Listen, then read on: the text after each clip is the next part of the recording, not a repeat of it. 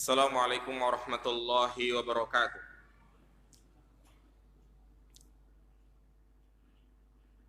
Innal hamdalillah nahmaduhu wa nasta'inuhu wa nastaghfiruh wa na'udzu billahi min shururi anfusina wa min sayyiati a'malina may yahdihillahu fala mudilla lahu wa may yudlil fala hadiyalah.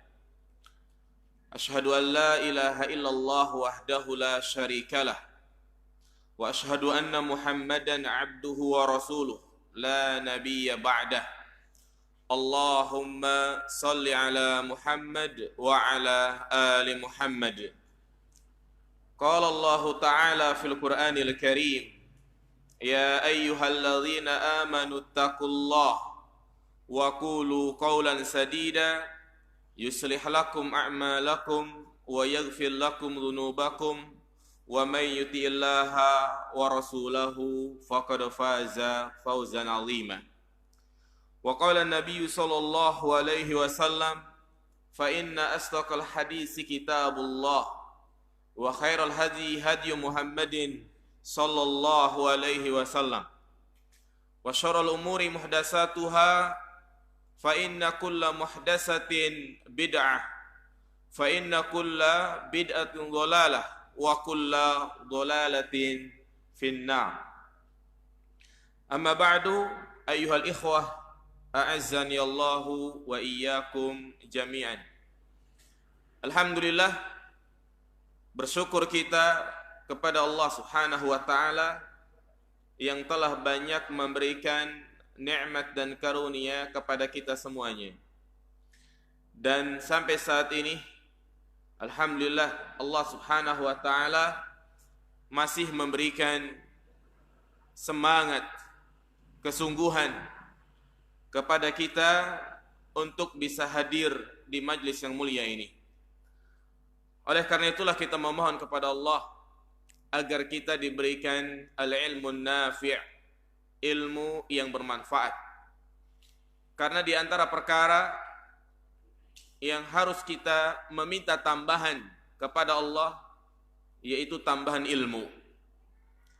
Lihatlah Rasul kita Muhammad sallallahu alaihi wasallam, orang yang paling mulia, orang yang paling alim, paling bertakwa, paling takut kepada Allah, di mana beliau mengatakan inni atqakum lillah wa asyakum lillah. Aku adalah orang yang paling takut, orang yang paling bertakwa. Namun tetap Nabi SAW diperintahkan untuk meminta tambahan ilmu. Apa kata Allah? Wa qul Rabbi zidni ilma. Katakanlah, ya Rabb, tambahkanlah ilmu bagiku. Dan ternyata perintah ini beliau praktekkan setiap hari. Selepas sholat subuh, beliau tidak lupa untuk memanjatkan doa, Allahumma inni as'aluka ilman nafi'ah wa rizqan thayyibah wa amalan mutakabbalah. Ya Allah, aku meminta kepadamu ilmu yang bermanfaat, rizki yang halal, dan amalan yang diterima. Ini poin yang pertama yang beliau minta apa? Ilman nafi'ah, ilmu yang bermanfaat. Beliau tidak menjadikan permintaan yang pertama itu rizki yang halal. Tidak menjadikan permintaan yang pertama amalan yang diterima, tapi ilmu. Kenapa? Karena dengan ilmu inilah seseorang akan bisa membedakan mana rizki yang halal dan mana rizki yang haram.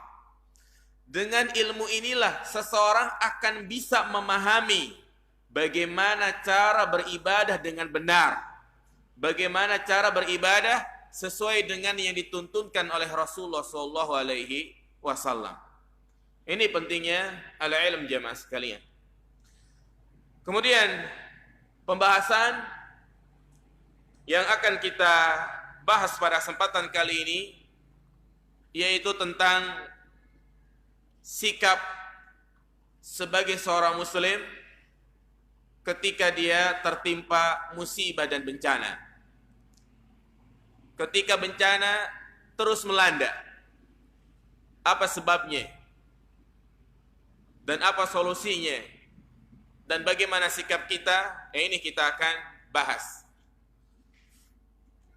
Jamaah yang dirahmati Allah Subhanahu wa taala, ketahuilah sesungguhnya Allah Subhanahu wa taala memerintahkan kepada kita untuk memikirkan peristiwa-peristiwa yang terjadi di sekitar kita.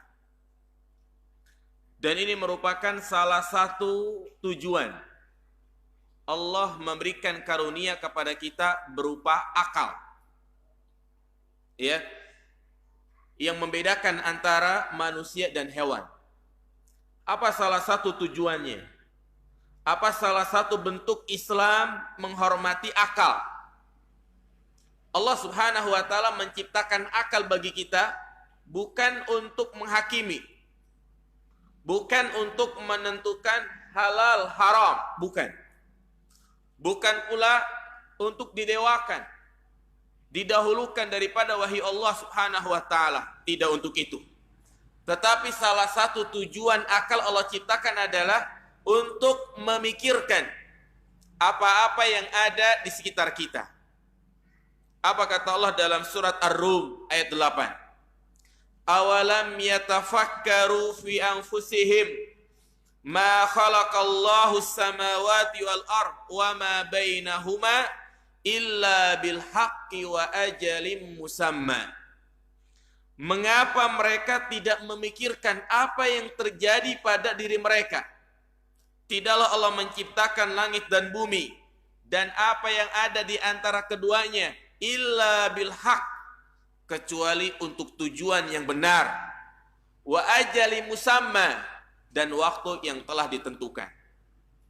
Jadi ayat ini merupakan perintah bagi kita semuanya untuk memikirkan hal-hal yang menimpa kita, yang terjadi di sekitar kita. Demikian pula dalam ayat yang lain, surat Ali Imran ayat 191. Alladzina yadhkuruna Allaha qiyaman wa qu'udan wa 'ala junubihim wa yatafakkaruna fi khalqis samawati wal ard. Rabbana ma khalaqta hadza batila subhanaka faqina 'adzabannar. Orang-orang yang mengingat Allah dalam keadaan berdiri dan duduk dan dalam keadaan berbaring, dan mereka memikirkan tentang penciptaan langit dan bumi. Kemudian dia mengatakan, Rabbana ma khalaqta hadza batila. Wahai Rabb kami, tidaklah engkau menciptakan semua ini sia-sia belaka. Ya. Kemudian jamaah yang dimuliakan Allah Subhanahu wa taala, di antara perkara yang wajib untuk kita pikirkan, di antara peristiwa-peristiwa yang wajib untuk kita renungi, yaitu apa yang terjadi dan apa yang menimpa negeri kita tercinta. Berbagai macam musibah, malapetaka, bala yang terus datang silih berganti. Mulai dari tsunami, gunung meletus, tanah longsor, kemarau panjang, banjir bandang, dan yang terakhir kita semua pasti mendengarnya, gempa bumi yang sangat dahsyat menimpa saudara-saudara kita yang ada di Lombok. Demikian pula lebih dahsyat lagi gempa yang terjadi di Palu dan Donggala, sehingga mengakibatkan tsunami, pergeseran tanah dan yang lainnya. Banyak korban berjatuhan. Bahkan mungkin sampai sekarang ribuan orang meninggal dunia jemaah. Ratusan ribu orang kehilangan tempat tinggalnya. Ini musibah, bencana yang datang silih berganti. Ya. Artinya jemaah sekalian, musibah-musibah yang terjadi di sekitar kita hendaklah harus kita jadikan sebagai bahan introspeksi, sebagai renungan bagi kita semuanya. Karena yang menjadi pertanyaan besar tentang terjadinya musibah-musibah ini adalah, kenapa bencana ini terus datang. Adakah solusi secara Islam agar kita terhindar dari bencana-bencana tersebut? Dan bagaimana sikap kita sebagai seorang muslim ketika kita mengalami musibah? Atau juga sikap yang benar tatkala kita mendengar saudara kita itu tertimpa musibah. Tentu Al-Quran, As-Sunnah itu telah memberikan jawaban semuanya. Karena Islam adalah agama yang sempurna. Ya, ini wajib kita imani jamaah sekalian. Sehingga kalau dikatakan Islam adalah agama yang sempurna, segala kebaikan, segala keburukan telah dijelaskan. Terutama ini yang berkaitan dengan bencana. Allah Subhanahu wa taala menyebutkan dalam Al-Qur'an, "Al-yauma akmaltu lakum dinakum." Telah aku sempurnakan bagi kalian agama kalian. Jadi sikap yang baik, parameter kebaikan, yaitu dengan mengikuti apa yang disampaikan oleh Allah dan Rasul-Nya. Demikian pula perkataan sahabat Abu Dzar. Apa kata beliau? Tarakana Rasulullah sallallahu alaihi wasallam wa ma ta'irun yuqallibu janahaihi illa wa huwa yadhkuru lana ilma. Rasulullah telah meninggalkan kita semuanya, dan tidak ada burung yang mengepakkan kedua sayapnya, melainkan Rasulullah telah menjelaskan semuanya. Baik perkara yang paling kecil sampai perkara yang paling besar. Urusan keseharian kita, buang hajat, adab makan dan minum, bagaimana berinteraksi kepada saudara kita, tetangga kita yang muslim maupun non-muslim, bagaimana sikap kita tatkala kita mendapati barang temuan, semuanya telah dijelaskan. Tinggal kewajiban kita adalah untuk belajar dan belajar. Ya. Ini jamaah sekalian. Jadi wajib bagi kita untuk merenungi itu semuanya. Ada beberapa poin besar yang akan kita sampaikan tentang masalah ini. Kenapa ujian malapetaka terus melanda? Yang pertama, yang wajib kita imani, yang wajib kita pahami dan juga dimengerti bahwa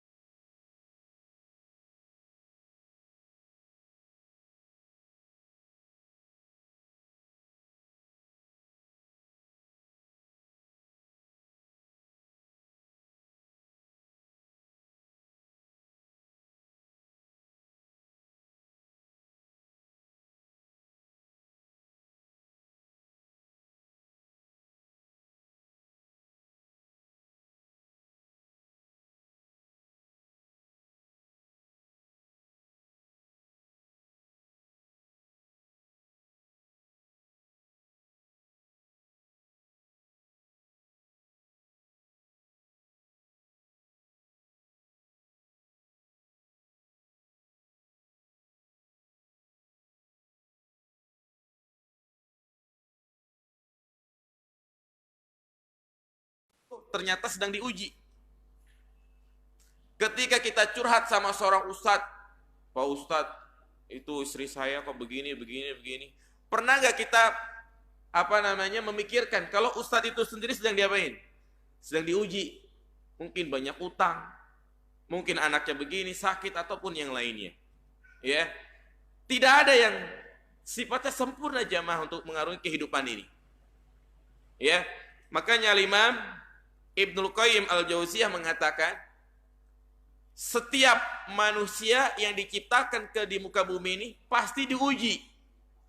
Artinya lebih banyak ujiannya. Ketika dia mendapatkan nikmat, kebahagiaan, berarti ini diskon buat dia, bonus buat dia. Coba kita perhatikan, ada ya keluarga yang diuji dengan keadaan suaminya. Suaminya nggak bertanggung jawab, keras, temperamental, dan juga ya selalu mengerjakan perkara-perkara yang haram. Padahal istrinya solehah, jilbab besar, suka hadir kajian.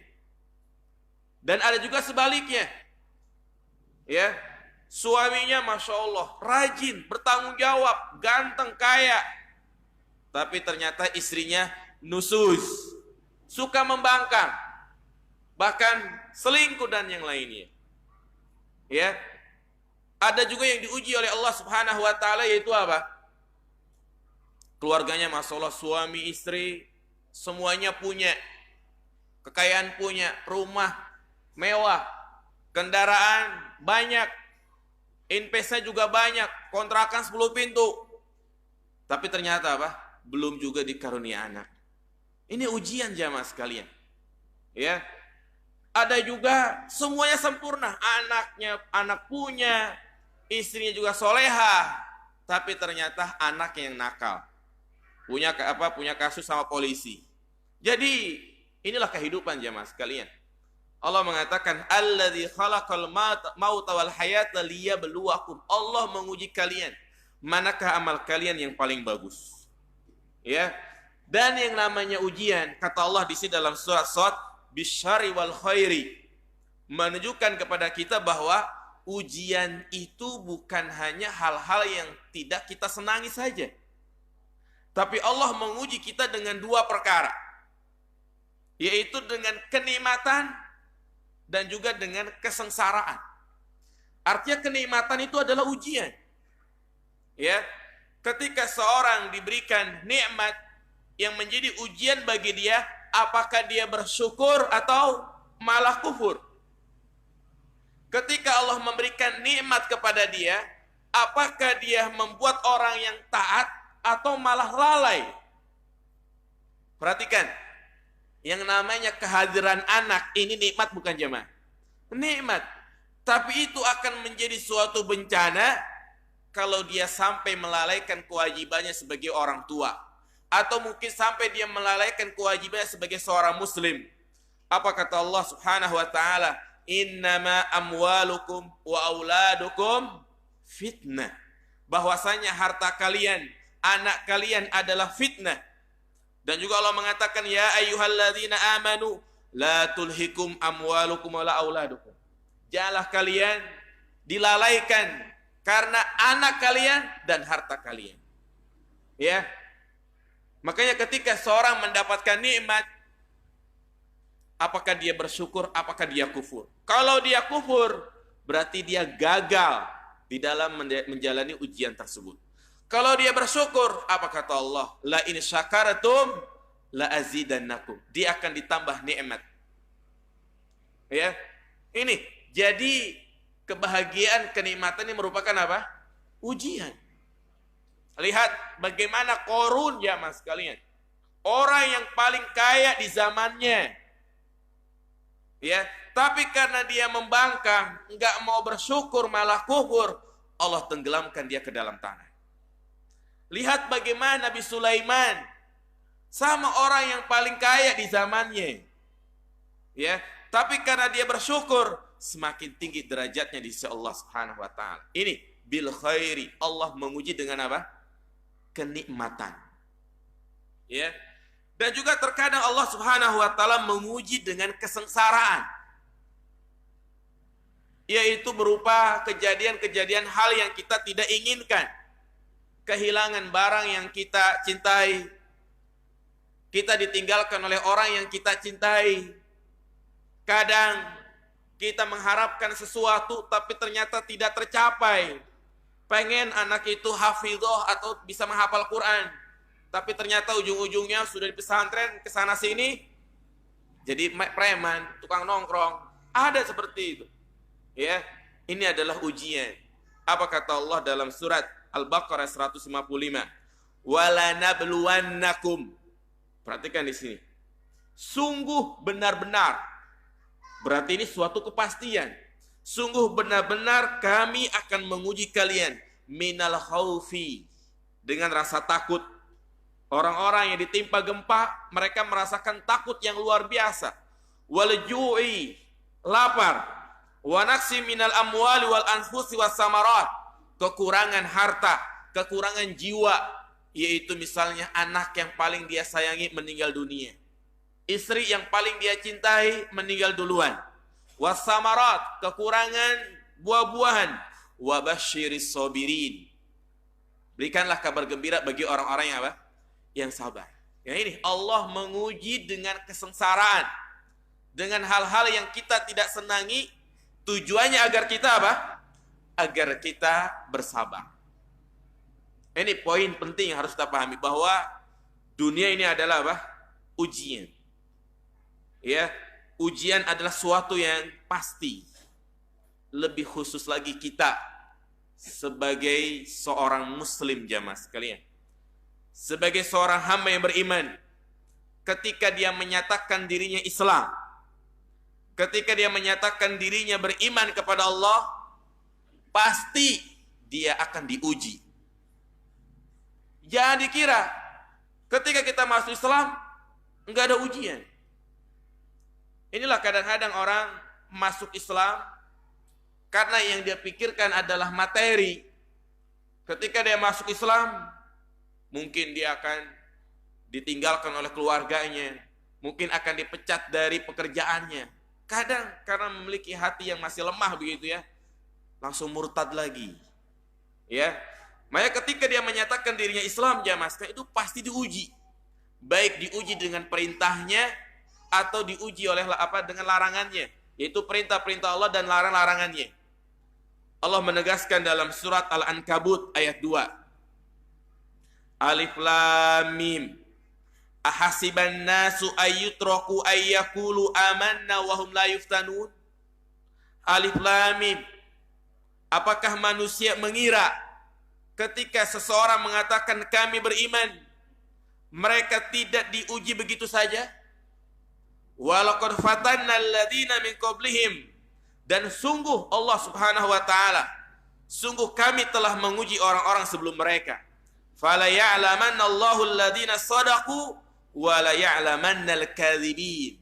Ketika Allah menguji seorang hamba, Allah hanya ingin tahu apakah dia termasuk orang-orang yang jujur, apakah dia termasuk orang-orang yang pendusta. Jujur dalam keimanannya dan dusta dalam keimanannya. Sama seperti seorang guru, jamaah sekalian. Wali kelas, guru, kalau ingin melihat kualitas muridnya, diapain dulu? Diuji. Ada UTS, PTS, ya, ada UH, ada UAS. Ya, ini tujuannya adalah untuk mengetahui kualitas muridnya. Nah, demikian pula Allah ketika ingin melihat kualitas hambanya dengan cara diuji. Dan tentunya seorang akan diuji sesuai dengan kadar keimanannya. Semakin tinggi kadar keimanannya, jamaah, maka semakin berat ujian yang akan dialami. Ini sudah menjadi sunatullah. Ya, semakin kuat imannya, semakin berat ujiannya. Makanya para ulama salaf ketika mereka diuji, mereka malah bersyukur. Ya. Kenapa? Karena kalau dia bersabar, maka dia menjadi orang-orang yang mulia di sisi Allah Subhanahu wa taala. Siapa yang tidak tahu terlibat dengan Nabi kita Muhammad sallallahu alaihi wasallam, atau secara umum para nabi dan rasul, mereka adalah orang-orang yang mulia. Mereka diuji dengan ujian yang luar biasa. Sehingga Rasulullah mengatakan, asyaddun nasi bala'an al-anbiya. Sesungguhnya orang yang paling berat ujiannya adalah para nabi. Tsummas salihun, kemudian orang-orang soleh. Tsummal amsal fal amsal, kemudian orang-orang yang semisalnya. Ya. Lihat kalau kita membaca sejarah Rasulullah sallallahu alaihi wasallam, beliau diuji dengan ujian yang bertubi-tubi. Sejak dia masih kecil, dia sudah ditinggal mati oleh bapaknya. Sebelum beliau lahir jemaah, masih di dalam kandungan, sudah ditinggal mati oleh bapaknya. Kemudian ketika berumur 6 bulan, seorang anak yang sangat membutuhkan kasih sayang, ditinggalkan oleh ibunya tercinta Aminah. Kemudian di usia 8 tahun, diuji lagi, ditinggal mati oleh siapa? Oleh kakeknya. Ya, belum lagi ketika beliau dewasa, hampir semua anak-anak beliau meninggal dalam usia muda. Abdullah, Qasim, Tahir, ya, Ibrahim meninggal. Semuanya ini dalam usia yang sangat relatif kecil. Ada yang 18 bulan, ada yang 2 tahun. Ujian jemaah. Belum lagi ketika beliau diutus menjadi seorang rasul. Bahkan ada 1 tahun yang tahun itu disebut namanya apa? Amul Huzn, tahun kesedihan. Dikatakan tahun kesedihan karena tahun itu Rasul diuji dengan ujian yang luar biasa. Ya, pamannya meninggal, istri yang beliau cintai meninggal dunia, Khadijah. 20 tahun beliau berumah tangga dengan Khadijah dan tidak menikah dengan wanita lain. Beliau baru poligami setelah Khadijah meninggal. Ya. Kemudian juga ketika beliau disuruh untuk hijrah berdakwah ke Taif, bukan malah mendapatkan sambutan hangat tapi malah mendapatkan sambitan batu. Inna idzamal jaza ma'a idzamil bala. Wa innallaha idza ahabba qauman ibtalahum. Sesungguhnya besarnya balasan itu tergantung dengan besarnya apa? Ujian. Karena sesungguhnya Allah Subhanahu wa taala apabila mencintai suatu kaum, maka Allah menguji mereka. Ya. Sehingga Al-Imam Ibnu Qayyim Al-Jauziyah mengatakan tentang hadis ini, terkadang anugerah Allah turunkan dengan musibah. Ya. Jadi semakin besar musibah yang dialami, maka semakin mulia di sisi Allah Subhanahu wa taala. Bahkan dia menjadi orang yang mulia di sisi manusia juga. Nabi Yusuf sejak kecil dia diuji, sudah dipisahkan dari orang tuanya, kemudian dia menjadi seorang budak, kemudian dituduh dia berzina, kemudian juga dimasukkan ke dalam penjara. Karena kesabaran, Allah Subhanahu wa taala membalas dia dengan kemuliaan. Dia diangkat menjadi seorang nabi dan menjadi orang yang mulia di tengah-tengah manusia. Ya. Oleh karena itulah dari sini harus betul-betul kita imani, kita yakini dan kita pahami bahwa setiap musibah yang menimpa kita itu pasti ada hikmah. Ya, ada kebaikan. Sehingga di antara perasaan yang harus kita hadirkan dalam hati kita adalah berprasangka baik kepada siapa? Allah Subhanahu wa taala. Jangan sekali-kali ketika Allah menguji kita, kita berburuk sangka kepada Allah. Ya. Satu ayat yang hendaklah kita jadikan sebagai kaidah, prinsip kita ketika menghadapi suatu musibah, yaitu surat Al-Baqarah ayat 216. Apa kata Allah? Wa asa an takrahu syai'an wa huwa khairul lakum. Wa asa an tuhibbu syai'an wa huwa syarrul lakum. Ya, bisa jadi sesuatu yang engkau tidak senangi, yang engkau benci, yang engkau tidak merasa nyaman dengannya, itu merupakan kebaikan buat kamu. Dan juga bisa jadi sesuatu yang engkau senangi itu justru merupakan keburukan buat kamu. Makanya dikisahkan ada seorang pendeta jamaah sekalian. Ya. Dia ketinggalan pesawat. Jadi saat itu dia sudah sampai di bandara, ketiduran. Dan tidurnya mungkin di tempat pojokan yang gak ada yang tahu. Diumumin berkali-kali, namanya dikasihkan tidur. Ya, gak bangun-bangun dia. Tatkala bangun, ternyata pesawat udah terbang. Langsung dia marah-marah, mencela kepada petugas yang ada di situ. Ya, kenapa kok saya nggak dibangunin? Ternyata setelah beberapa jam kemudian, pesawat yang akan dia tumpangi tadi kecelakaan. Ya, nah ini jamaah sekalian, sesuatu yang tidak dia senangi ternyata di balik itu ada apa? Ada kebaikan. Ya, tatkala kita ditimpa suatu musibah, misalnya ya kehilangan barang yang kita senangi, barangkali Allah akan memberikan ganti yang lebih baik. Ketika motornya hilang, bisa jadi setahun 2 tahun dia akan punya mobil. Ya kan? Bisa jadi ketika dia belum dikaruniai anak, ini merupakan kebaikan buat dia. Makanya terus berdoa, jangan berhenti. Dan yang kedua, hadirkan prasangka baik kepada Allah Subhanahu wa taala. Berdoa, yang namanya berdoa tidak ada kesudahannya.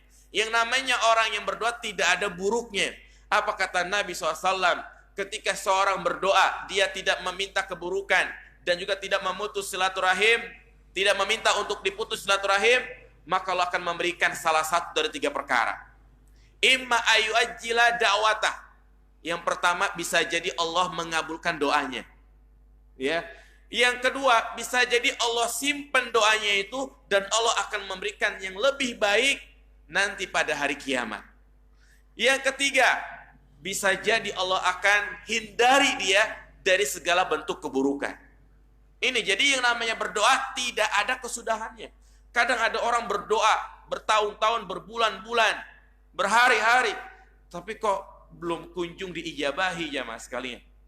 Ya, maka terus sabar, hendaklah berbaik sangka kepada Allah Subhanahu wa taala. Ya.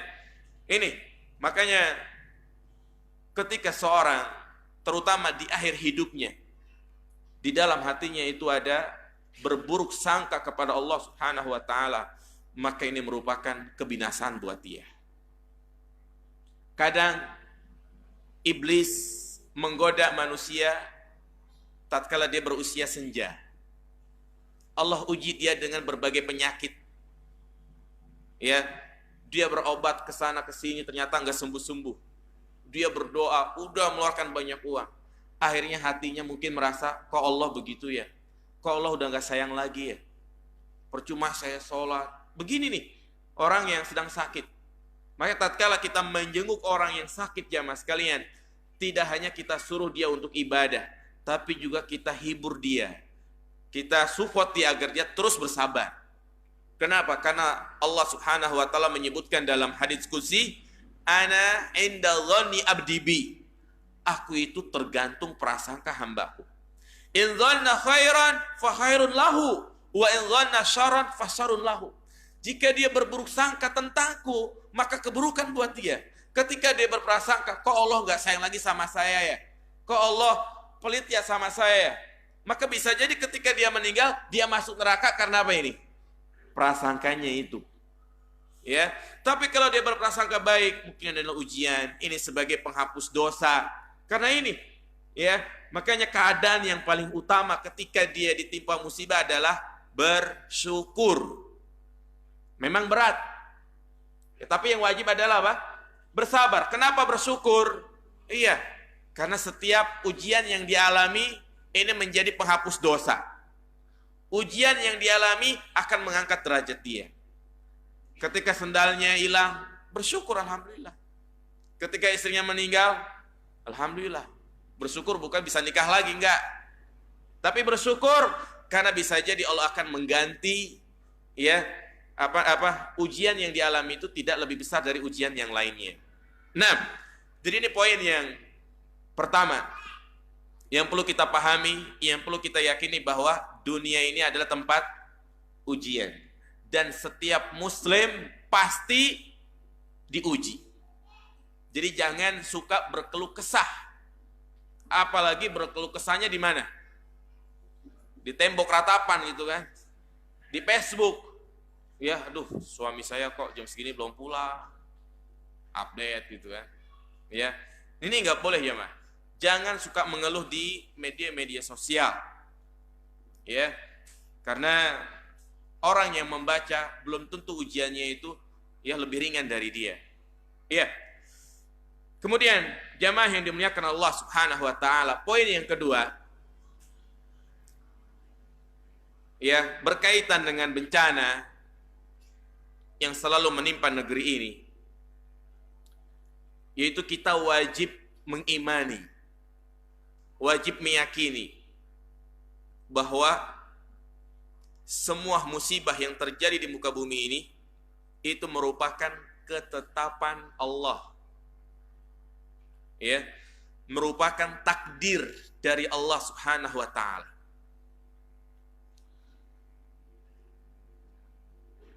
Jadi ini yang wajib kita imani. Inilah yang disebut dengan iman kepada apa? Takdir. Apa kata Allah Subhanahu wa taala dalam surat Al-Hadid? Ma asaba min musibatin fil ardi wala fi anfusikum illa fi kitabim min qabli an nabra'aha inna dzalika 'ala Allah yasir. Tidaklah musibah yang menimpa kalian dan musibah yang terjadi di muka bumi ini melainkan telah tercatat sebelum kami menciptakannya, dan bagi Allah itu adalah suatu hal yang mudah. Ya, bahkan Allah Subhanahu wa taala mencatat apa yang terjadi di dunia ini, baik berkaitan dengan nasib kita, kita menjadi orang kaya, miskin, siapa istri kita, kita punya anak berapa, kita punya rumah, punya mobil, itu semuanya sudah tercatat di mana? Di Lauhil Mahfuz 50.000 tahun sebelum penciptaan langit dan bumi. Rasulullah mengatakan innallaha kataba maqadiral khalaiq qabla ayyahluqas samawati wal ard qabla 50 alfi sana. Sesungguhnya Allah Subhanahu wa taala mencatat takdir-takdir hambanya sebelum penciptaan langit dan bumi. Itu 50.000 tahun lamanya. Ini yang wajib kita imani. Inilah yang merupakan keharusan, yang merupakan rukun iman yang keberapa ini? Rukun iman yang keenam. Antu'mina bil qadari khairihi wa syarrihi. Engkau beriman kepada takdir Allah yang baik maupun yang buruk.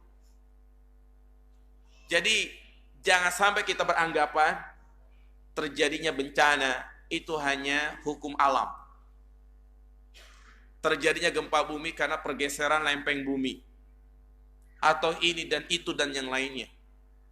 Ya, jika kita meyakini hal itu, terjadinya bencana karena sebab-sebab alamiah, maka ini tidak akan meningkatkan keimanan kepada kita. Dan kita tidak ada kewajiban untuk meyakini itu semuanya. Tapi yang wajib kita imani itu semua sudah berdasarkan ketetapan Allah Subhanahu wa taala. Ini iman kepada takdir, merupakan keimanan yang sangat penting. Seperti dikatakan oleh Abdullah bin Umar, walladzi nafsi biyadih law anna ahadahum anfaqa misla uhdin zahaban ma qabbalallahu hatta yu'mina bil qadar. Demi jiwaku berada di tangannya, seandainya mereka berinfak dengan emas sebesar gunung Uhud, Allah tidak akan menerima infaknya sampai dia beriman kepada apa? Takdir. Ya, sahabat Ibnu Abbas mengatakan al-qadaru nizamu tauhid. Iman kepada takdir itu merupakan porosnya tauhid. Faman wahhadallah, barang siapa yang mentauhidkan Allah, wa kadzdzaba bil qadar, tetapi dia mendustakan takdir, naqadha takdzibuhu tauhidah, maka pendustaannya itu membatalkan ketauhidannya. Ya, jadi kita wajib mengimani bahwa semua yang terjadi ini atas kehendak siapa? Kehendak Allah Subhanahu wa taala, bukan siapa-siapa. Sudah tercatat dalam Lauhil Mahfuz. Apa yang dikehendaki oleh Allah pasti terjadi, dan sesuatu yang tidak dikehendaki oleh Allah tidak akan terjadi. Walaupun manusia berkumpul untuk menentukan suatu perkara, tapi Allah tidak mengizinkan, maka itu tidak akan terjadi. Alangkah indahnya perkataan oleh Imam Asy-Syafi'i, ma syi'ta kana wa illam asya. Ya, apa yang engkau kehendaki pasti terjadi walaupun aku tidak menghendaki. Wa ma syi'tu illam tasya lam yakun. Dan apa yang aku kehendaki tapi engkau tidak menghendaki, maka itu tidak akan apa? Tidak akan terjadi. Ya, walaupun adanya BMKG dan yang lainnya, Kalau memang Allah sudah turunkan bencana, terjadilah bencana. Ini yang wajib tertanam di dalam hati kita. Itu semuanya sudah menjadi ketetapan Allah Subhanahu wa taala. Iya. Kemudian juga di antara poin yang harus kita ketahui bahwa terjadinya musibah, bencana di sekitar kita ini adalah peringatan. Ya, cambuk pecut dari Allah Subhanahu wa taala agar kita kembali kepadanya. Karena Allah memberikan peringatan kepada kita dengan dua cara. Melalui ayat-ayat syariah atau yang kedua melalui ayat-ayat kauniyah. Ayat-ayat syariah itu apa? Al-Quran, hadis. Kita lihat di zaman sekarang jemaah. Ketika manusia lalai dari ayat-ayat syariah, maka Allah ingatkan kita dengan apa ini? Ayat-ayat kauniyah. Ketika manusia sudah jauh dari Al-Quran, mereka lebih senang dengerin musik, lebih senang dengan dengerin selawatan yang disenandungkan oleh wanita-wanita cantik. Lupa lagi baca Al-Quran, gak pernah lagi dia buka Al-Quran. Bahkan yang dia hafal malah apa? Selawatannya. Karena saya lagi tenar selawatan siapa namanya itu? Nisa Sibian ya. Iya. Jadi ketika manusia lupa dari membaca Al-Quran, atau dia baca Al-Quran, tapi hanya baca saja, tidak dia renungi, tidak dia pahami. Ya, coba jangankan mereka jamaskan.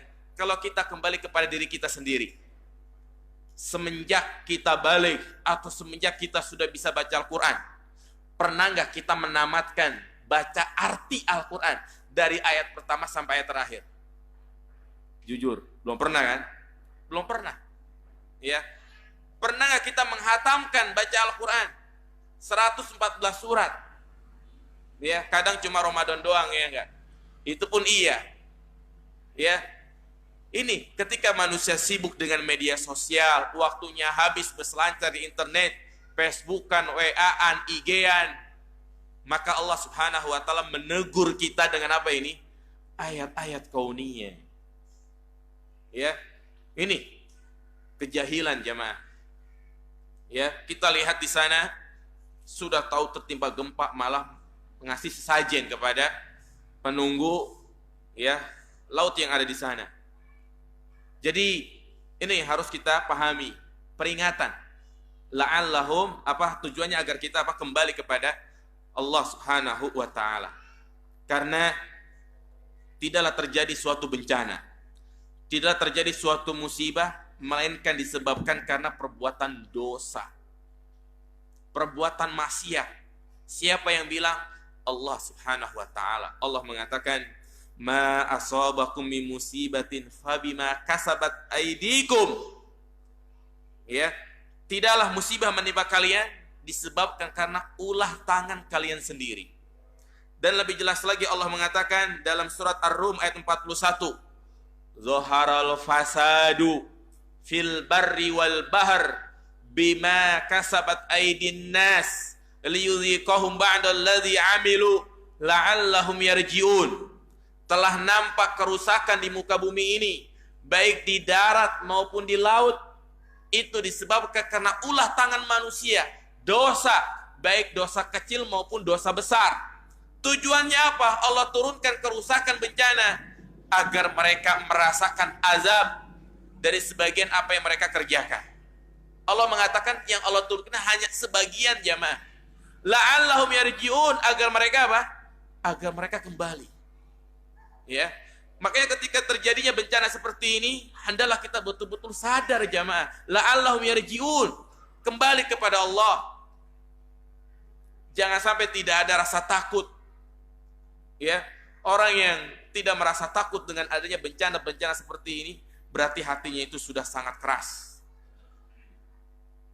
Allah tidak menzolimi kita, tapi justru manusialah yang menzolimi dirinya sendiri. Allah menegaskan, "Maka Allahu liyudlimahum walakin kanu anfusahum yazlimun. Allah tidak menzalimi kalian, tapi kalian yang menzalimi diri kalian sendiri. Makanya bagus sekali yang dikatakan oleh Ali bin Abi Thalib, ma nazala bala illa bidzambin. Tidaklah turun suatu bencana melainkan disebabkan karena dosa. Wa ma rufi'ah illa bitaubatin. Dan tidaklah Allah angkat bencana tersebut kecuali dengan apa? Bertaubat. Ini salah satu efek dampak buruk dari kemaksiatan. Al-Imam Ibnu Qayyim Al-Jauziyah menyebutkan dalam kitabnya, kalau nggak salah Ad-Da'wa Dawa, bahwa setiap dosa yang kita kerjakan itu membawa efek buruk baik terhadap diri kita, keluarga kita, masyarakat setempat, bahkan di suatu negara. Membuat efek buruk terhadap diri kita, kadang kita sulit menghafal, berat untuk mengerjakan ibadah. Ini karena pengaruh maksiat. Innal khaira la yati illa bi khairin. Sesungguhnya kebaikan akan mendatangkan kebaikan. Maka sebaliknya, setiap keburukan akan mendatangkan keburukan. Dan di antara dampak buruk dari kemaksiatan ini menjadi sebab dibinasakannya penduduk suatu kaum. Menjadi sebab Allah turunkan bencana. Ya. Coba kalau kita kembali kepada kisah-kisah yang Allah sebutkan di dalam Al-Quran. Iblis, laknatullah, Allah usir dia dari surga. Kenapa? Karena maksiat. Nabi Adam dan Hawa, Allah turunkan ke muka bumi karena melakukan kesalahan. Ya, dosa yang membuat kaumnya Nabi Nuh Allah tenggelamkan.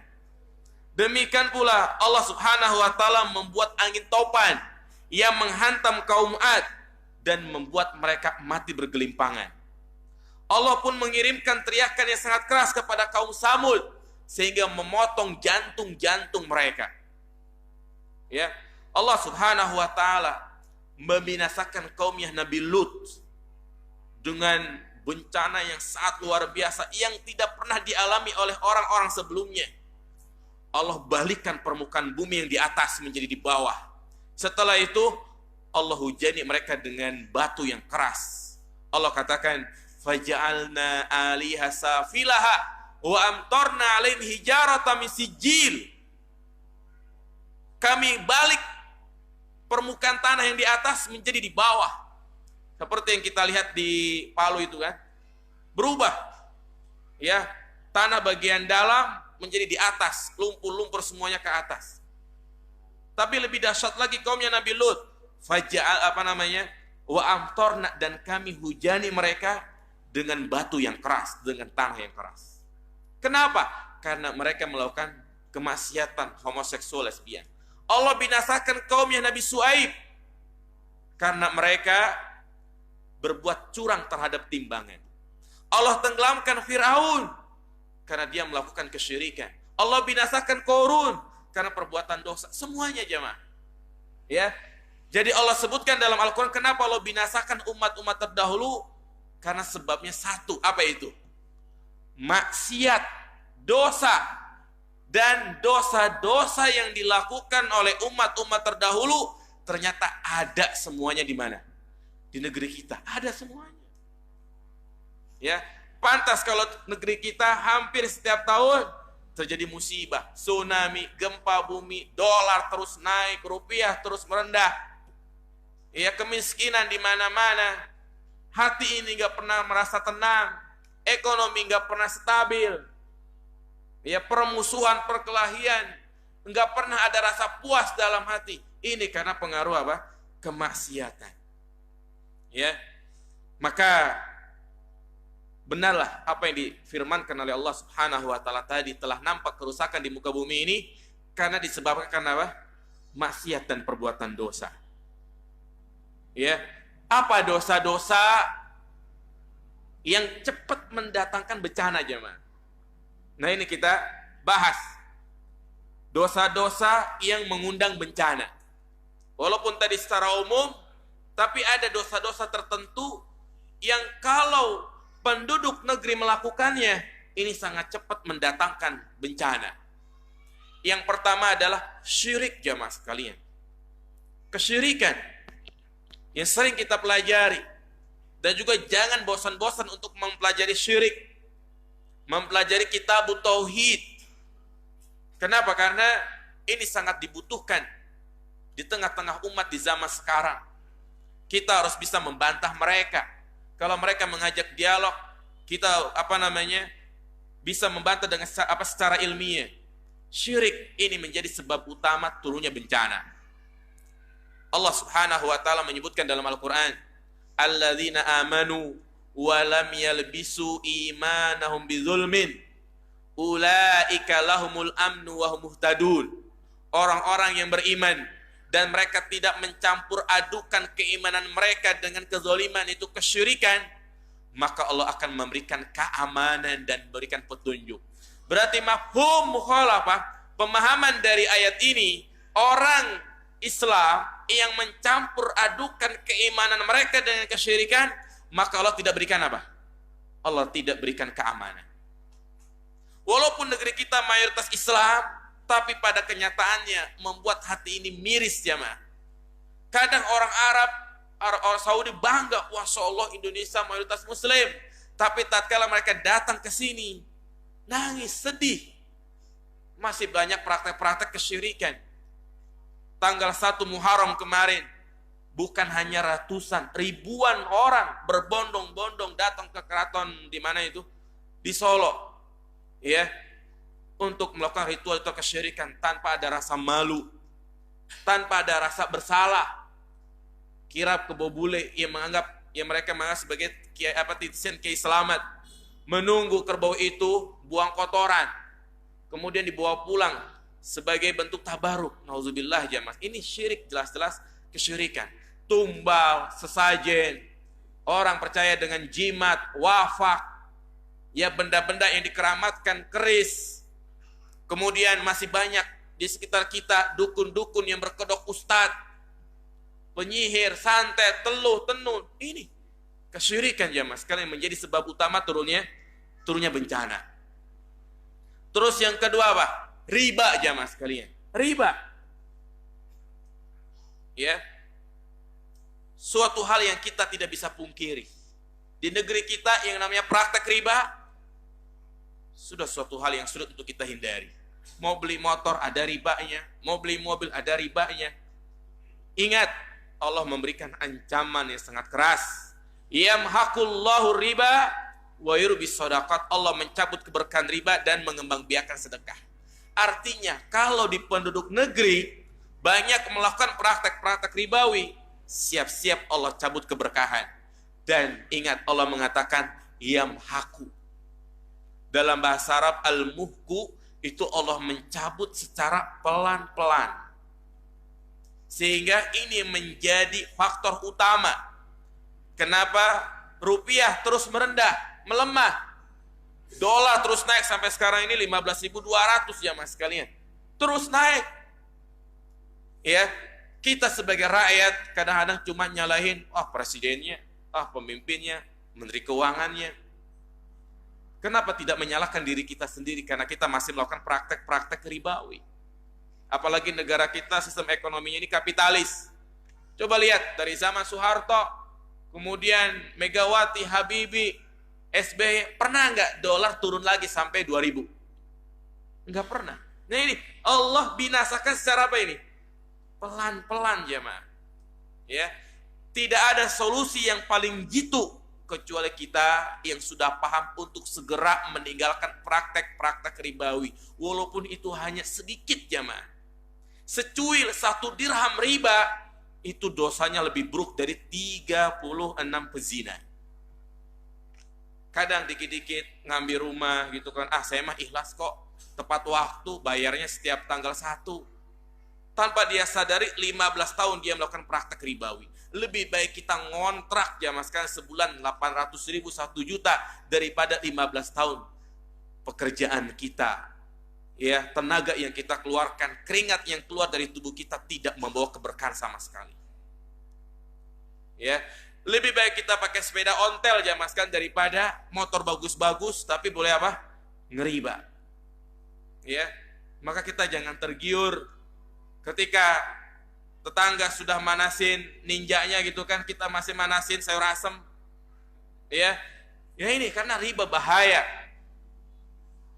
Rasulullah mengatakan ijtanibu as-sab al-mubiqat. Jauhilah oleh kalian 7 perkara yang membinasakan. Membinasakan jamaah di dunia maupun di akhirat. Di antaranya adalah ar-riba. Di dunia Allah akan cabut rasa qanaah dalam hatinya.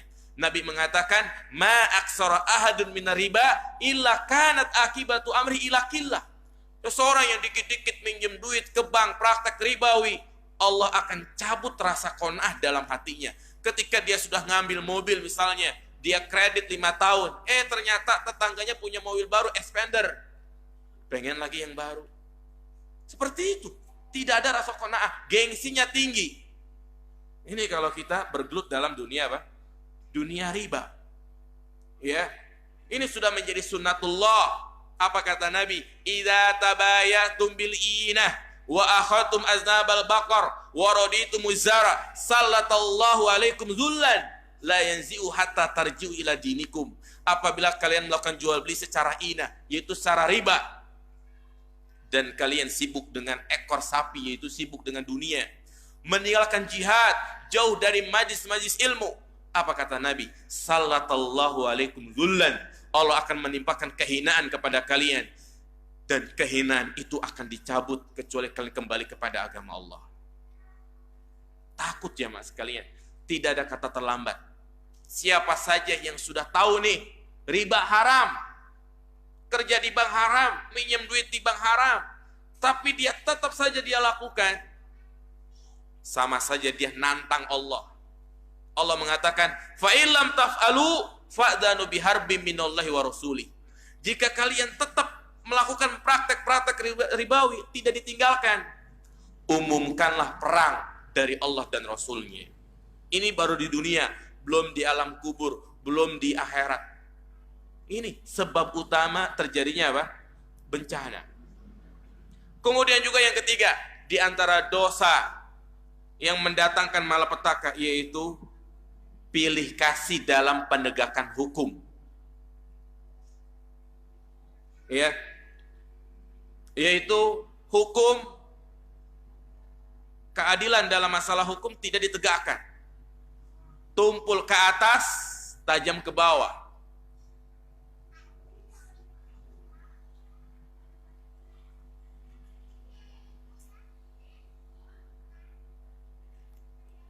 Iya. Apa kata Nabi SAW dalam hadis yang sahih? Fa innama ahlakal ladzina min qablikum annahum kanu idza saraka fihim syarif taraku wa idza saraka fihim ad-dha'if aqamu alil had. Bahwasanya sebab umat-umat sebelum kalian dibinasakan. Kenapa? Tatkala ada orang-orang yang mulia melakukan pencurian, mereka meninggalkan hukuman had. Tetapi tatkala rakyat jelata yang melakukan pencurian, baru mereka menegakkan hukum apa? Hukum had. Ya. Kemudian yang ke berapa? Yang keempat, zina. Bahkan di sini ada satu hadis jamaah sekalian yang menunjukkan kepada kita ada 5 kemaksiatan. Ya. Hadis dikeluarkan oleh Imam Ibnu Majah dengan sanad yang sahih, disahihkan oleh Al-Imam Al-Albani dalam kitabnya As-Sahihah nomor 106 dari sahabat yang mulia Umar bin Khattab radhiyallahu taala an. Perhatikan baik-baik hadis ini.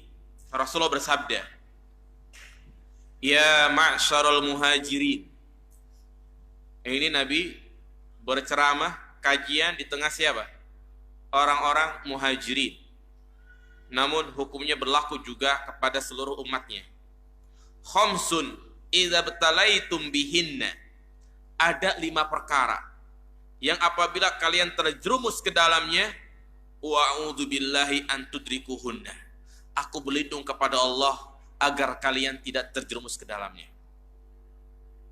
Ya, artinya 5 dosa ini akan mendatangkan petaka yang sangat besar. Makanya Nabi berlindung, ya Allah, aku berlindung kepadamu agar kalian tidak mendapatinya. Karena kalau ada yang melakukannya, nah ini, yang pertama, lam tazharil fahishatu fi qaumin qattun hatta yu'lanu biha illa fasha fihi mutta'un wal auja' allati lam takun madat fi aslafihimul ladzina madaw. Yang pertama adalah yaitu apabila nampak perzinahan pada suatu kaum, ya, sehingga sudah menjadi hal yang terang-terangan, enggak ada rasa malu, bahkan dibuat lokasi khusus perzinahan.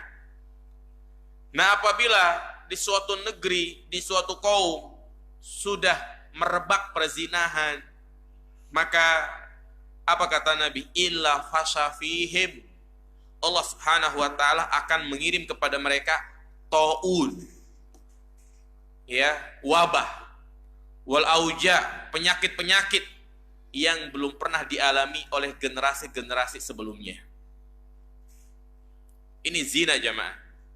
Sehingga sudah menjadi kewajiban kita, khususnya bagi tokoh, RT, RW, sesepuh di kampung itu, jika dia mendapatkan informasi ada lokasi untuk perzinahan, maka wajib dia menegakkan amar ma'ruf nahi munkar.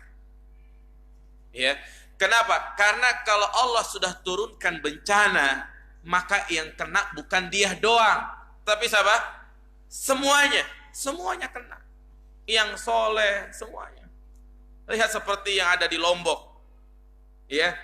Kalau kita melihat Lombok itu di sebagian tempat banyak tempat-tempat maksiat, ya, seperti di pulau-pulau ada gili air, gili terawangan, gili manuk. Kadang bahkan ada satu pulau apabila laki-laki datang ke situ disambut sama perempuan yang tidak berpakaian. Nah, ketika Allah marah, Allah murka, apakah cuma sebagian doang mereka itu yang diazab, jamaah? Tidak semuanya. Ini gempa bumi datang secara tiba-tiba. Gempa bumi datang tidak memberikan informasi duluan. Enak kalau berikan informasi dulu kan, orang-orang soleh minggir sana. Gak ada seperti itu. Nah, ini perzinahan.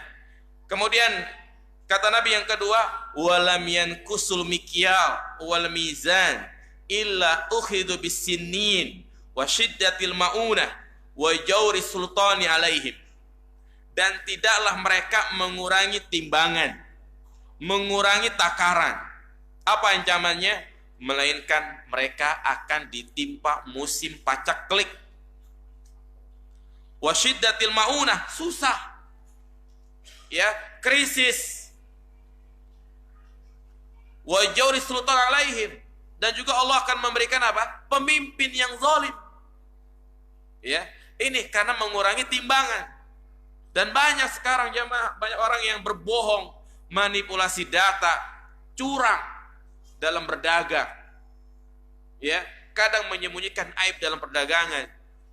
Ini kalau masyarakat sudah banyak yang melakukan seperti ini, Allah akan timpakan pacaklik, kemudian pemimpin yang apa? Pemimpin yang zalim. Sehingga sering kita dengar pemimpin itu cerminan dari siapa? Rakyatnya. Rakyatnya suka ngurangin timbangan, udah pasti Allah akan memberikan pemimpin yang buruk. Iya. Kemudian yang ketiga, kata Nabi, walam yamna'u zakata amwalihim illa muni'u al-qatar. Ya, tidaklah mereka enggan membayar zakat nih, mereka yang enggak mau bayar zakat. Illa muni'u al-qatar. Ini menjadi sebab terhalangnya turunnya hujan. Walaulal bahaim lam yumtar. Seandainya tidak ada binatang, mereka tidak akan dihujani terus-terusan kemarau. Tapi karena ada binatang, ada hewan, maka Allah turunkan hujan. Kemudian yang kelima, wa ma lam tahkum a'immatuhum bi kitabillah wa yatakhayyaru mimma anzalallahu illa ja'alallahu bi ba'sahum bainahum. Yaitu apabila pemimpin kalian tidak berhukum dengan Al-Quran, tidak berhukum dengan kitabullah, bahkan memilih hukum yang lain, Allah akan menimpakan permusuhan di hati-hati kalian. Ini hadis yang sahih disahihkan oleh Syekh Al-Albani. Jadi langsung Nabi menyebutkan ada 5 dosa. Yang pertama tadi zina, ya kan? Maksudnya dalam hadis tersebut. Yang kedua mengurangi timbangan. Yang ketiga enggan membayar zakat. Yang keempat tidak berhukum. Kemudian yang kelima, yang terakhir ini, walam yang kudu ahdallahi wa ahda rasuli illa sallallahu alaihim aduwa min ghairihim fa akhadu ba'da ma fi aidihim, yaitu mereka melanggar larangan-larangan Allah, bermaksiat secara umum, maka Allah akan menangkan musuh-musuh kalian. Artinya orang kafir akan menguasai kaum muslimin, sehingga kaum muslimin satu dalam keadaan terhina, ya, dalam keadaan rendah, bahkan mereka akan mengambil apa yang kita miliki, ya. Jadi ini sebab dan faktor-faktor terjadinya bencana, yaitu disebabkan karena perbuatan dosa dan maksiat. Oleh karena itulah, ya, solusi agar kita terhindar dari bencana sangatlah jelas bagi kita. Insya Allah kita sudah tahu semuanya, namun terkadang kita belum bisa merealisasikannya. Apa kata Allah Subhanahu wa taala? Walau anna ahlal qura amanu wattaqau lafatahna alaihim barakatim minas sama'i wal ard walakin kazzabu fa akhadnahum bima kanu yaksibun. Seandainya penduduk kaum mereka beriman dan bertakwa, maka sungguh kata Allah, ini janji Allah ini, la fatahna, kami akan buka keberkahan dari langit dan dari bumi. Tetapi apa? Mereka kebanyakan dusta, hingga akhirnya kami pun mengazab mereka. Kuncinya berarti ada berapa? 2, iman dan takwa. Ya, kita harus berusaha bagaimana iman ini terus naik, terus bertambah. Karena memang iman ini kadang bertambah, kadang berkurang. Ketika berkurang, maka adalah kita berusaha untuk menambahinya. Orang yang memiliki keimanan yang kuat, insya Allah akan tenang hidupnya. Ya, walaupun dolar naik, tenang dah hidupnya. Allah akan berikan kekuatan dalam hatinya. Enggak pernah mengeluh. Walaupun hatinya sedih, tapi dia berusaha untuk menampakkan kegembiraan. Allah Subhanahu wa taala menyatakan, ala inna awliya Allah la khaufun alaihim wa lahum yahzanun alladzina amanu wa kanu yattaqun. Wali-wali Allah itu enggak takut, enggak sedih, enggak gelisah. Siapakah mereka? Mereka adalah orang-orang yang beriman dan apa? Bertakwa. Ini kuncinya jemaah. Jadi daripada kita sibuk-sibuk ngurusin politik, ya, sibuk menjelek-jelekkan pemerintah, lebih baik kita menyibukkan diri dengan ibadah, jemaah. Kembali kepada tujuan awal kita diciptakan adalah untuk ibadah, bertakwa, sibukkan dengan amal, sibukkan dengan menuntut ilmu, sibukkan dengan menjaga anak-anak kita dari api neraka. Karena Allah tidak membebani kita kecuali sesuai dengan kemampuan kita. Tatkala kita enggak mampu merubah negara, siapa kita? Kita rakyat biasa. Ya, kadang omongan kita enggak didengar gitu kan. Maka lebih baik kita merubah diri kita dulu. Karena Allah mengatakan, innallaha la yughayyiru ma biqaumin hatta yughayyiru ma bi anfusihim. Allah tidak akan merubah keadaan suatu kaum sampai mereka merubah keadaan dirinya sendiri. Ya, ya ayyuhalladzina amanu qu anfusakum ahlikum nara. Wahai orang-orang yang beriman, jagalah diri kalian dan keluarga kalian dari api neraka. Ini kewajiban kita, fokus di sini. Yang namanya halal boleh kita kerjakan. Kalau kita sudah jelas itu haram, tinggalkan. Makanya pembahasan kita pada pekan yang keempat itu kitab Al-Kabair. Ini kitab yang sangat bagus sekali, menjelaskan kepada kita tentang dosa-dosa besar. Kaji kitab tersebut jamaah, pelajari agar kita tahu yang dosa adalah dosa, yang maksiat adalah maksiat. Jangan sampai kita bertahun-tahun beragama Islam enggak tahu kalau itu adalah suatu kemaksiatan. Ya, ini bencana malapetaka di atas kejahilan. Ya, dan juga perbanyak istighfar. Bagi kita yang merasa memiliki banyak dosa, maka perbanyaklah istighfar, bertaubat kepada Allah. Apa kata Nabi Nuh? Allah menceritakan tentang ucapannya Nabi Nuh dalam surat Nuh ayat 15 atau ayat 10. Fakultustaghfiru rabbakum innahu kana ghaffara yursilis samaa 'alaikum idrara wa yumdidukum bi amwal wa banin wa yaj'al lakum jannati wa yaj'al lakum anhara. Aku katakan kepada mereka, perbanyaklah istighfar, karena sesungguhnya Allah adalah Maha Pengampun. Allah akan menurunkan air, Allah akan memberikan harta, dan juga Allah akan memberikan anak dan yang lainnya. Ini perbanyak apa? Istighfar, dan dibarengi dengan taubat, dibarengi dengan rasa takut kepada Allah Subhanahu wa ta'ala. Kapanpun dan dimanapun ada kesempatan bagi kita untuk melakukan kebaikan, kerjakan. Kapanpun dan dimanapun, walaupun tidak ada orang yang terdekat dengan kita, walaupun tidak ada teman kita, sahabat kita, di situ ada peluang maksiat, maka tinggalkan jamaah. Ya, sehingga kita disuruh untuk selalu muraqabah. Apa muraqabah? Merasa diawasi oleh Allah Subhanahu wa ta'ala. Jadi ingat tadi poin yang sudah kita jelaskan. Yang namanya setiap kemaksiatan yang kita lakukan, ini pasti membawa apa? Efek yang buruk, jamaah. Kita hanya mendapatkan sesuai dengan apa yang kita inginkan. Yang terjadi di Aceh itu terjadinya kapan? Waktu duha pagi. Allah mengatakan, afa amina ahlul qura ayatihum duhan wa hum yal'abun. Apakah penduduk kaum merasa aman dengan turunnya azab kami di waktu duha tatkala mereka sedang main-main? Afa aminu makrallah fala ya'manu makrallah illal qaumul khasirun. Tidaklah suatu kaum merasa aman dari makar Allah, melainkan mereka adalah orang-orang yang merugi. Ya. Dan ingatlah apa yang disebut dengan istidraj. Apa itu istidraj? Orang yang nggak pernah diuji. Maksudnya apa? Ketika seseorang selalu melakukan kemaksiatan, tapi ternyata rezekinya lancar. Ketika dia merasa ya suka berbuat dosa, tapi adem-adem aja kondisi hidupnya, maka ini disebut namanya apa? Istidraj. Allah memberikan tenggang waktu. Ketika dia seperti itu terus-menerus hatinya berpaling, maka Allah akan palingkan terus, dan pada akhirnya Allah azab mereka dengan azab yang sangat pedih.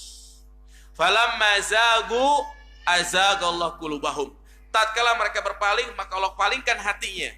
Tatkala mereka sudah di atas puncak ya kesesatan, baru Allah turunkan azab yang sangat pedih. Allah mengatakan dalam surat Al-An'am ayat 44, falamma nasu ma dzukiru bih fatahna alaihim abwaba kulli syai' hatta idza farihu bima utu akhadnahum baghtatan fa idahum mublisun. Tatkala mereka lupa dari peringatan-peringatan, maka kami akan buka pintu kebahagiaan. Orangnya kaya, rumahnya mewah, enggak pernah sakit, ya. Namun tatkala mereka berada di atas puncak kenikmatan, akhadnahum baghtatan, kami siksa mereka secara apa? Tiba-tiba, fa idahum mublisun, dan mereka pun berputus asa. Ya. Jadi ini disebut namanya apa? Istidraj. Hati-hati dengan istidraj. Makanya kita jangan merasa iri, enak ya orang kok jarang sholat, rezekinya lancar. Kita rajin kajian, rezekinya seret. Ya kok orang-orang kafir, masya Allah rumahnya mewah-mewah di Gading Serpong itu kan, di BSD. Justru itu namanya apa? Istidraj. Karena kesuksesan bukan dilihat dari banyaknya harta. Ini ya.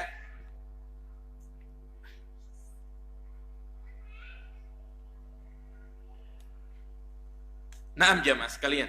Jadi itulah kaidah-kaidah dan prinsip-prinsip yang sangat penting yang harus tertanam dalam hati kita ketika bencana, musibah terus melanda kita. Ya. Jadi saya ulangi, saya simpulkan dari apa yang kita sebutkan tadi. Yang pertama, di mana kita diperintahkan untuk memikirkan ya peristiwa-peristiwa yang ada di sekitar kita.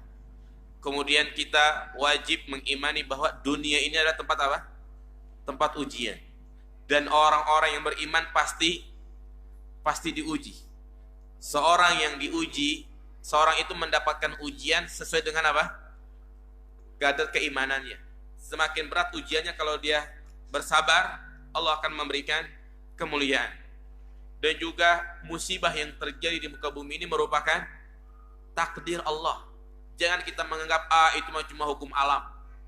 Ketika terjadi gerhana itu cuma kejadian biasa. Maka ini tidak boleh. Tapi kita wajib imani itu adalah semua kehendak Allah Subhanahu wa taala. Kemudian terjadinya bencana adalah apa? Peringatan, teguran agar kita kembali kepadanya. Karena sudah menjadi sunatullah terjadinya bencana ini disebabkan karena perbuatan dosa manusia. Dan tadi dosa-dosa yang mengundang bencana apa diantaranya? Syirik, kemudian riba, pilih kasih dalam menegakkan hukum, zina, mengurangi timbangan, enggan membayar zakat, dan tidak berhukum dengan hukum Allah. Dan solusinya agar kita terhindar dari bencana itu apa? Iman, takwa, dan taubat, perbanyak istighfar. Ya, saya kira cukup itu yang bisa saya sampaikan. Semoga kajian ini bermanfaat dan menjadikan iman kita kuat dan teguh dalam menghadapi musibah-musibah yang menimpa kita. Jadi keluhkanlah segala urusan kita ya kepada Allah Subhanahu wa taala. Jangan suka mengeluh di media sosial. Tatkala kita ingin mengeluh kepada seseorang, berpikirlah barangkali orang yang kita keluhin itu ujiannya lebih apa? Lebih berat. Nah, ada pertanyaan?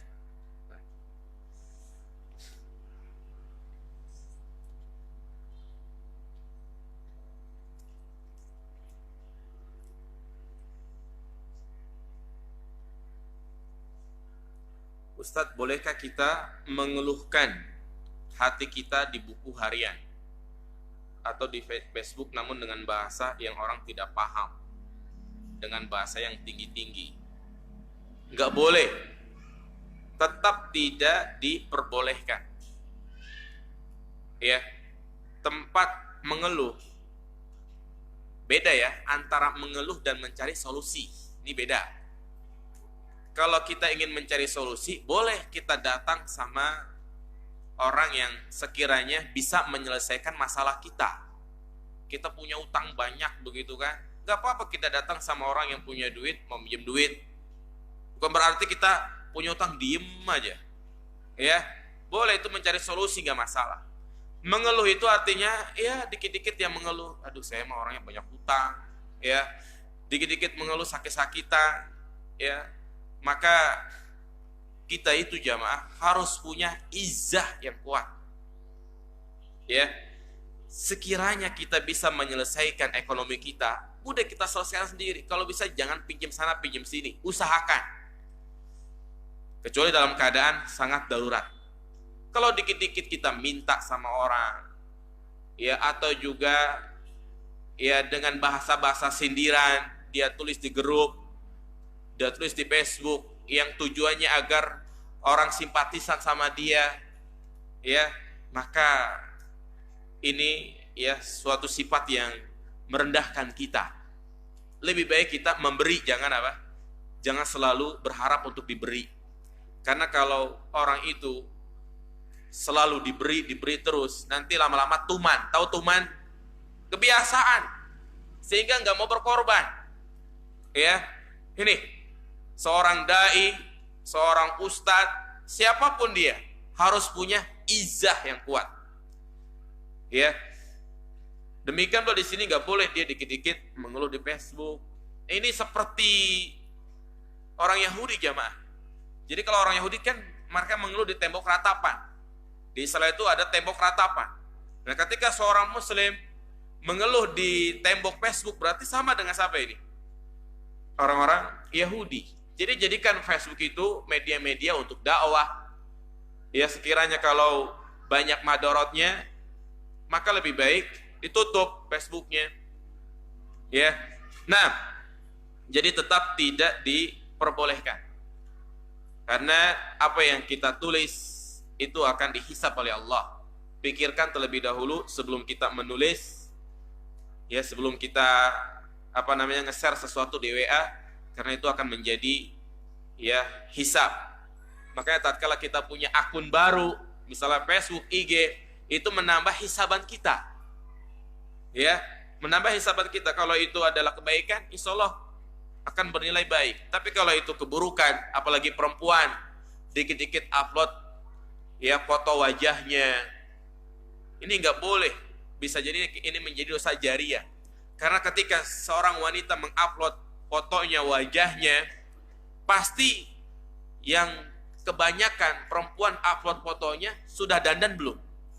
Pasti udah dandan, cantik. Gak mungkin dia udah mukanya cemong habis masak diupload di Facebook, enggak kan? Nah, ketika diupload banyak yang nge-like, banyak yang ngelihat, dan orang lihat itu kan macam-macam pandangannya. Kalau pandangan hasad bisa jadi kena ain. Ya. Kalau yang lihat adalah laki-laki, dia hayal sambil onani gitu kan. Naudzubillah, maka ini akan menjadi dosa jariah buat dia. Jadi nggak boleh. Bagaimana hukumnya orang yang menjadi aparat tapi dengan nyogok? Bagaimana gaji seumur hidup? Dan apa yang kita lakukan jika kita seorang aparat? Iya. Jadi ini pekerjaan yang seperti ini jelas haram ya. Karena Rasulullah mengatakan la'anallahu rasi wal murtashi. Allah melaknat orang yang Allah melaknat orang yang menyogok dan disogok. Ya. Kalau dia tidak bertaubat, maka akan terus dia berdosa. Jadi kalau memang dia sudah masuk ke instansi tersebut jadi aparat, bagaimana untuk membersihkan dosa dia? Kalau dia sudah menyogok, maka dia harus betul-betul ya bertaubat dengan taubat nasuha. Artinya nggak harus resign. Dia harus resign kalau memang di tempat kerjanya itu ada maksiat. Ya. Jadi jalan keluarnya ya udah dia bertaubat dengan taubat nasuha, perbanyak sedekah. Kemudian juga jangan sampai dia menerima sogokan juga gitu kan. Ya. Jadi ini hanya dosa di awal saja. Tidak dosa untuk seterusnya.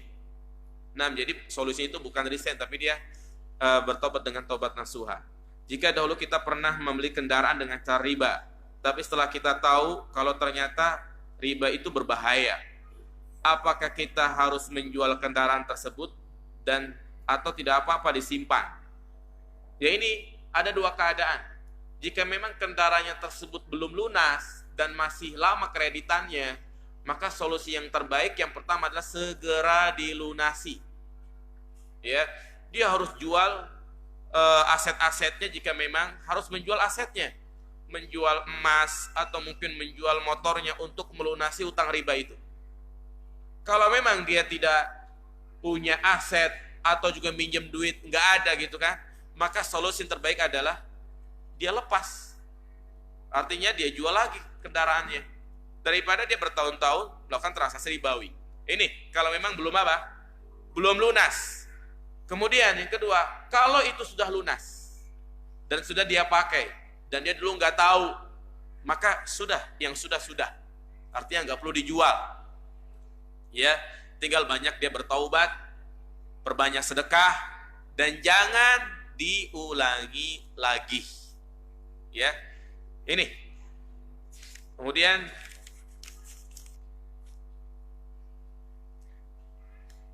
nah, bagaimana dengan dosa bid'ah Ustaz? Apakah mengundang bencana? Tidak. Sedangkan dosa bid'ah itu dosa terbesar setelah syirik. Nah, tadi saya lupa sampaikan. Di antara dosa yang mengundang bencana adalah bid'ah.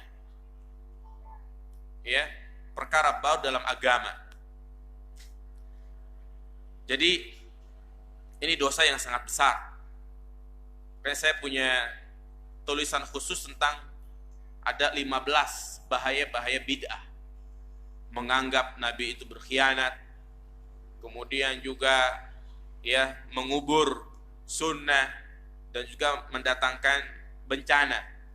Ini berdasarkan kemaksiatan secara apa? Secara umum. Jadi setiap bid'ah itu adalah maksiat dan dosa yang sangat besar. Kenapa? Karena Rasulullah hampir setiap hari itu ceramahnya isinya tentang apa? Bid'ah. Fa inna astaqal hadis kitabullah. Jadi jangan bosan-bosan kita mengingatkan kepada umat untuk meninggalkan kebid'ahan. Dan juga jangan bosan-bosan hadir kajian yang di situ dibahas tentang apa? Bid'ah. Karena ini perkara yang sangat bahaya. Ya, nanti pada hari kiamat pelaku-pelaku bid'ah wajahnya itu hitam. Allah mengatakan yauma tabyadul wujuh wa taswaddul wujuh. Ya, nanti pada hari kiamat ada wajah-wajah yang putih, mereka adalah ahlu sunnah, dan wajah-wajah yang hitam, siapakah mereka? Ahlu bid'ah. Bagaimana membedakan antara ujian, peringatan, dan azab dalam lingkungan keluarga? Untuk maksiat apa saja menyebabkan seorang disibukkan dengan urusan dunia dan sulit khusyuk dalam ibadah? Ya, bagaimana membedakan antara ujian, peringatan, dan azab dalam lingkungan keluarga? Tinggal dikembalikan kepada diri dia, jemaah. Kalau dia orang yang bertakwa, beriman, kita merasa nih beriman, rajin sholat, terus tertimpa musibah, berarti itu adalah apa? Ujian. Ya, kalau kita sering ninggalin sholat, sering melakukan praktek ribawi, kemudian Allah berikan kita musibah, berarti itu adalah apa? Teguran, azab. Hendaklah kita segera untuk bertaubat. Jadi mudah untuk membedainnya. Kembali kepada diri masing-masing, yang intinya, contoh, Allah mengazab, ya kan? Allah menurunkan gempa bumi. Pasti kan di desa itu, di kampung itu orangnya macam-macam. Ada yang pelaku LGBT, berarti itu sebagai apa? Azab. Tapi kena juga tribun tanah orang yang rajin sholat, berarti ini adalah ujian buat dia. Nah, bentuk maksiat apa saja menyebabkan seorang disibukkan dengan urusan dunia dan sulit khusyuk dalam sholat? Iya, jadi maksudnya apa ini? Bentuk maksiat apa saja menyebabkan seorang disibukkan dengan urusan dunia? Secara umum, dosa itu membuat sholat kita tidak khusyuk. Ya, sering ada pembahasan bagaimana agar kita khusyuk dalam sholat. Satu, telinga kita jaga. Kalau mata ini selalu jelalatan, sholatnya tidak akan pernah khusyuk. Cukup, semoga bermanfaat. Subhanakallahumma wa bihamdika asyhadu an la ilaha illa anta astaghfiruka wa atubu ilaik. Assalamualaikum warahmatullahi wabarakatuh. Iya, jadi minggu keempat Ustadz Yudi ya. Nah, jadi untuk bulan ini minggu keempat Ustadz Yudi, karena minggu keempat saya mau safar. Nah,